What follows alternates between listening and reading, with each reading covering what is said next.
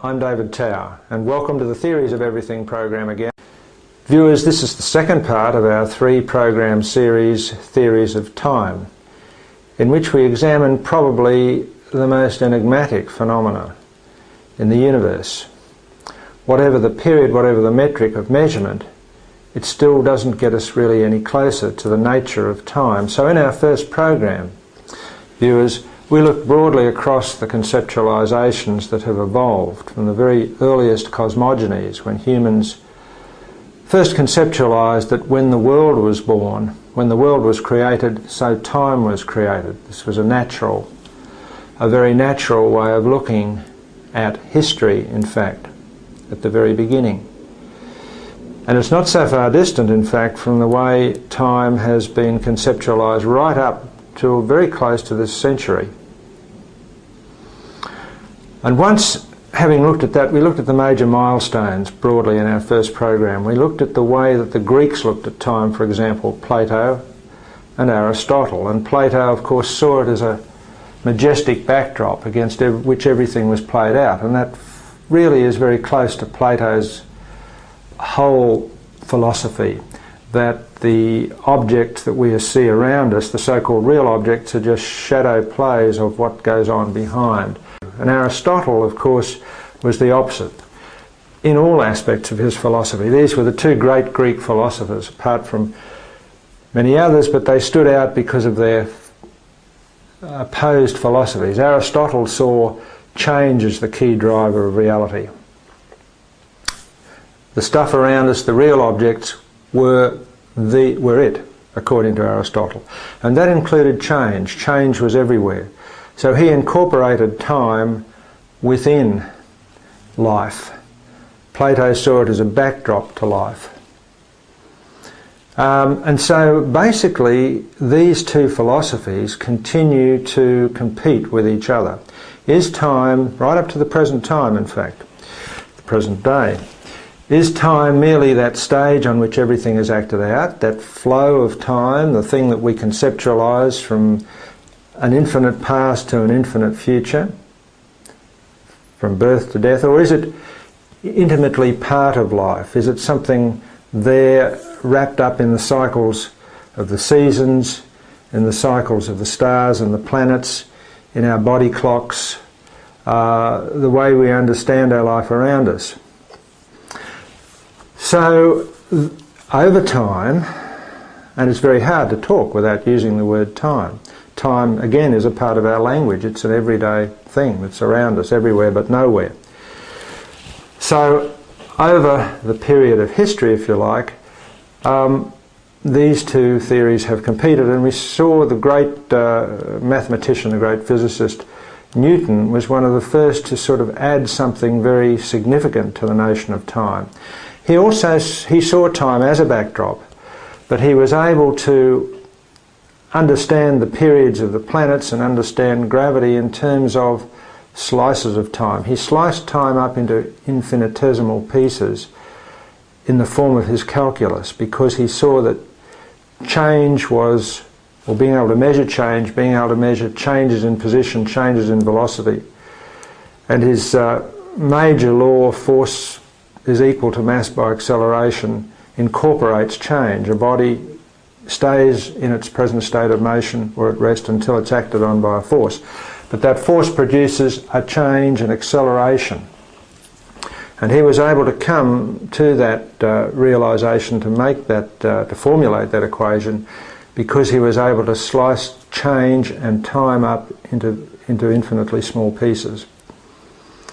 But again, he saw time as a majestic, almost deistic thing in the background, space and time, in fact. And then we saw in our first program that Einstein appeared, and Einstein changed everything because he made time relative to the frame of the observer. If the observer was going very fast towards the speed of light, which is a constant, to every observer, time would change. Time would expand, time would dilate. Time would proceed much slower the faster the observer was moving in that time frame. So different events that might occur at the same time, two different events to one observer can occur at different times to a moving observer. He conceptualized gravity and space-time as a dynamic thing, as something basically related to the mass acting on space-time, warping space-time, the mass of an object. And also he related not only the speed of light to time, to changes in time from the observer's point of view, but he related gravity itself to time. Time moves more slowly near an object with larger mass, so it moves more slowly to an observer very close to Earth than further away, or close to the Sun or further away, and particularly close to a massive object like a neutron star or a black hole than further away. And this is able to create, this is one solution to creating, for example, a time machine, which we'll talk about in a moment. But most of all, Einstein combined space and time into one form, into space-time. He blended the three dimensions of time, of space, with the dimension of time, a four-dimensional space-time. And in this instance, time was part of the universe. It was part of change. It was part of the geometry of the universe, in fact. And this wasn't just sort of some whimsical mathematical thing that he conceived. Space-time is one, so time and space can be interchanged.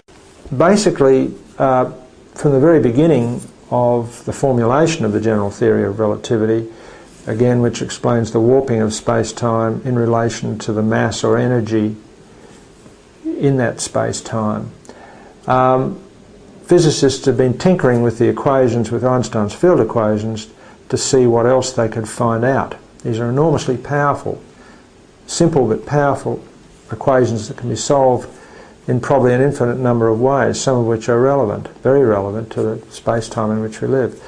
And Schwarzschild was one of the earliest physicists in 1916 who determined that you really couldn't talk about a singularity unless you talked also about a link from that singularity, or a bridge, the so-called Einstein-Rosen bridge, Einstein's collaborator Nathan Rosen, that links that black hole with another black hole in another universe, in a mirror universe, in fact. The concept of a mirror universe was formulated way back then in 1916. Not a many worlds theory, which was established by, formulated by Hugh Everett in 1957, but a mirror universe at the back of a black hole, if you like. Of course, it was ignored because it was seen that to get through that bridge you would have to travel faster than the speed of light, and the gravitational forces would be massive indeed. However, in around 1963, Roy Kerr looked at a star that's spinning rapidly, a massive star spinning rapidly, imploding into a black hole, and then, because of its rotation, an object could pass through along the axis, only along the axis, feel very large gravitational forces but not infinite force, and in fact pass through that Einstein bridge, a Rosen bridge, that wormhole, if you like, to another universe. So that was very exciting and still extremely theoretical. The other interesting thing about, we mentioned briefly last time about quantum theory formulation of time, was that time ceased to exists at the beginning of the universe according to the wave function of the universe developed by Stephen Hawking. And by the way, quantum theory is also time independent. In quantum theory, time, all the formulations are done in a time independent way. So that again is similar to the Newtonian model in that respect. So we see that there's a yin-yang going on here. Einstein said no, time is an integral part of everything and part of geometry and part of space-time. Quantum theory said no, it's independent.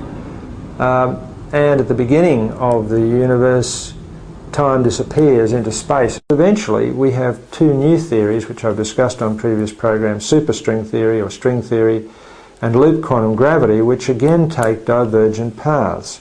Superstring theory evolved out of quantum theory, but instead of individual representing particles and interactions as points, which produce strange results sometimes, particles are represented by vibrations in space, according to the energy levels you get different particles and different quarks, different subatomic particles, neutrinos, etc., evolving from those little loops of vibrating energy.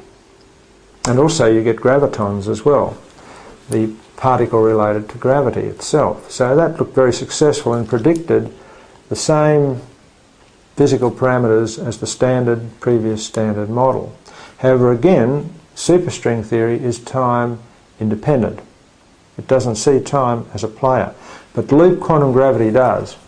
Loop quantum gravity says that space-time exists in quantized form, quantum form if you like, in little pieces, not continuous form, in little blocks of space and time. It brings time back, an integral part of the universe, and you form these so-called spin networks, or chunks of space-time connected together in a causal way from the past to the future.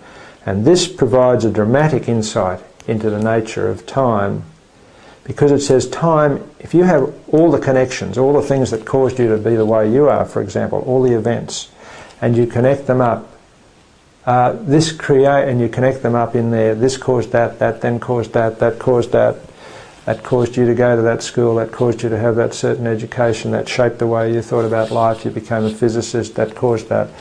From the beginning right through to the future, we have this causal linkage, series of causal linkage relationships formulated or represented by these networks linking space-time and information flowing between them. And therefore time, and this expands over time. So the universe expands just as it does under the standard Big Bang theory. But it expands because the causal relationships continue to expand and create space-time, and therefore time is a function of the volume of the universe and a function, of course, of these causal relationships. Einstein's theory said time was a function of the geometry of the universe. Loop quantum gravity says it's a function of the volume of the universe and a function of the causal relation. So time is starting to be outed here, viewers. This is very significant too, because it relates back to the loop quantum gravity predicts that at the singularity there is no infinitely dense, infinitely small point, because space is quantized. There is a very tiny unit of space-time back at the beginning. And projecting back further using loop quantum gravity, so there's no one singularity, no precise singularity. And that changes everything, because then that predicts that time doesn't stop at that singularity, or is not created at that singularity, but in fact this universe becomes part of another universe preceding it, which came into a big crunch, caused our Big Bang, and so it goes on in an infinite cycle under loop quantum gravity theory. And time does not get created. Time is something that continues. It's not a backdrop, it's part of the universe, but the universe continues backwards and forwards forever. So in different forms. So this other mirror universe, again, very similar to Einstein's mirror universe at the back of the black hole. He almost got it right, but of course rejected quantum theory to a large extent. So couldn't formulate it precisely. But here we have another mirror universe at the beginning of time, but time does not stop. So now we come to the major issue, viewers, the one that everyone dreams, thinks about constantly, and the one that has been the basis of many, many movies. from H.G. Wells' Time Machine right through to the latest. Timeline or Butterfly Effect or whatever film I think there's probably been about 50 different films relating to going back in time, going forward in time. It's on everyone's mind because humans, being the way they are, want to redress things in the past, decisions that were made that could have been made perhaps better, at least at that point in time. There's no guarantee that the outcomes would have progressed in a better way in the future. But everyone wants to do that. Everyone wants to revisit the past, and so there are a number of, or two major paradoxes that relate to that. One is that if we go back, for example, to the time of our great-great-great-great-grandfather and engage him in a lunch, the lunch may go on to the point where he misses his appointment or misses catching a bus in the case of our grandfather, not perhaps our great-great-great-grandfather, at which time he might have met our great-great-great-great-grandmother. And therefore we wouldn't be here. So that's one paradox, where going back in time changes everything, which it always must. Even if you send an electron back to the past, it'll change everything, let alone a person, either directly or indirectly. The other paradox, though, is an affirmation. If, for example, one day you're trying to design a time machine, you're visited by an old man who gives you the formula, gives you the instructions. You design that machine, you become, naturally you become quite wealthy as well, and you proceed into the future and at a certain point in time decide to go back and reaffirm the past. You visit yourself in the past and give yourself that formula again and those instructions to build the time machine. Which came first, chicken or the egg? And does it violate causality? Well, in fact, in that case, no, it doesn't. It reaffirms causality. You are not actually at that point creating anything new, except the ability to go back. But going back is part of the past, the original past. Going back and breaking causality, though, is something different. For example, going back to the time of Alexander the Great and his great battle with Darius III against the Persians, 331 BC. If you interfered with that piece of history, you would have changed Western history for the following 1,000 years at least. That battle confirmed the Greeks' superiority Western civilization, dominated from then on. In other words, it would be chaos. Now, one way around this is that if you go back in time, you can go back in time, you can revisit past relatives or past situations, but you would create another branch of history. Same multiverse, but a different branch. And therefore you would create a new history which wouldn't violate the causality of the current universe. It's one way around it, which has been discussed, and a great deal of work's been done on it, for example by David Deutsch. Many physicists have worked on how you overcome those paradoxes, causal paradoxes, which are so essential in loop quantum gravity to establishing space-time. However, from Einstein's theory, it is possible to create that time machine, to be able to at least go back, even if you disappear in another history, or even return to this universe later. And that's all about restructuring space-time. It's all about bending it into a loop, closed time-like curves, for example, by tinkering with Einstein's field equations again. These curves or loops of space-time, which require enormous amounts of energy, more than we have in the unit, can create in our universe at the present time, bending, warping space-time. It can be warped with enough mass or enough energy. So viewers, we now have several methods to create, at least theoretically, a time machine. Based on Einstein's equations, the warping of space-time with massive objects, we can create a vortex with a massively spinning object, whether that would be the universe, which doesn't spin, or some sort of other massive object, such as a neutron star, or even a black hole, or cosmic strings, for example, if they do exist in the universe.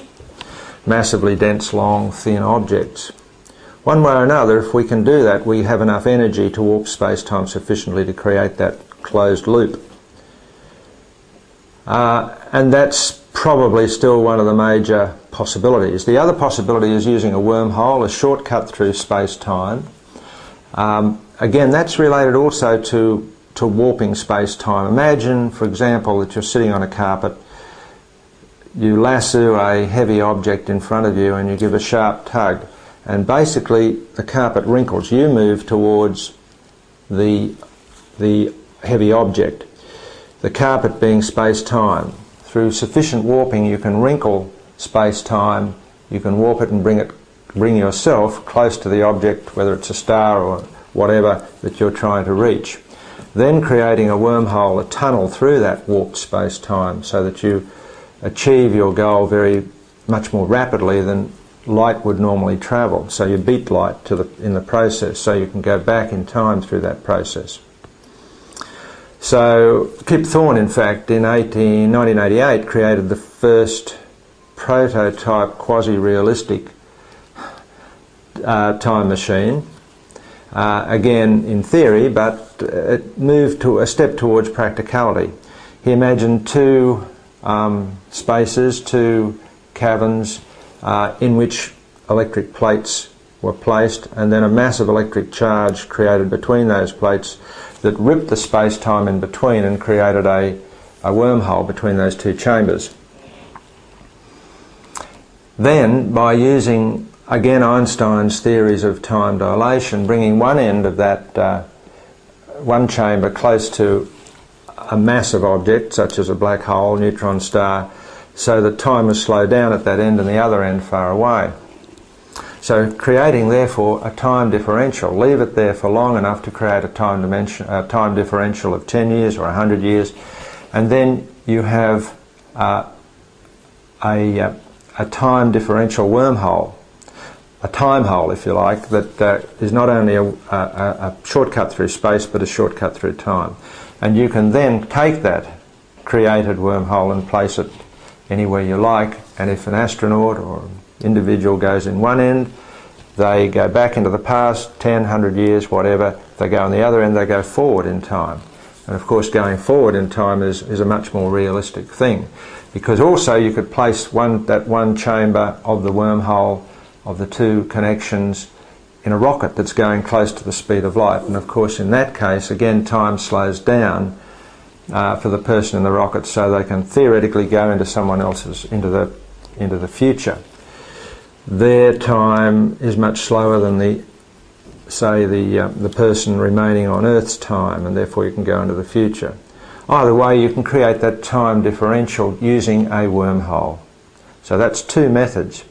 Now the most recent breakthrough, if you like, in understanding time and getting a step closer to time machines is the fact that, again using Einstein, based on Einstein's equations originally, space and time can swap. We noted earlier that the time dimension can become a space dimension and may do so at the beginning of the universe.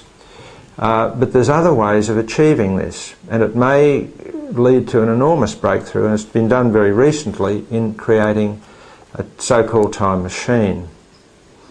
It's known that light can also create a vortex in space-time. Light doesn't have mass, but it does have energy, and that energy can be increased if light is refracted or reflected into a circle. And also, the amount of energy in that light beam can be enormously increased if light is slowed down. And it can be slowed down. Recent experiments have done this successfully by passing light through an ultra-cold condensate, Bose-Einstein condensate it's called, of atoms. And once the light hits those atoms, rubidium atoms or whatever the atoms are, cesium atoms, it slows right down, and it's been slowed down from 300,000 kilometres a second to just a few metres a second, and in fact brought to a standstill recently. So if you project a laser light into a circular beam, slow it right down, and also you apparently, according to the experiments, you have to have another laser light going counterclockwise as well. And at that time, space and time flip. Space becomes time, time becomes space. So our time traveller can literally walk into the time machine, walk into a particular space, a particular room, chamber, and walk down time, walk back in time, come out, and space-time flip again, and they're back in a past time. So this actually is being experimented with as we speak with subatomic particles, to see if that actually works, if you can send a subatomic particle back into the past. So flipping space-time is another method of creating a time machine. There's also some amazing work being done. I've spoken before about the phenomenon of entanglement. That's where two subatomic particles, two photons, two electrons are created and then sent to distant parts of the universe, or two separate places in space-time. One changes, the other changes in a complementary fashion. Now, recently though, the most amazing thing has been found that time, not only space can be entangled, but time can be entangled too. If you change a physical characteristic of, again, a polarized photon or whatever, at a particular point in time, it appears to affect the same characteristic of that subatomic particle in the past. In other words, it's not only is space entangled, but future and past time is entangled as well. So stranger and stranger, as we learn more about time, as time, if you like, comes out of the closet and appears in its in its reality, as we understand it, as we open, in fact, the Pandora's box of time, we begin to realise its potentiality and as well as its strangeness. I'm David Tao, and you've been watching The Theories of Everything Again. I'll look forward to seeing you again next week.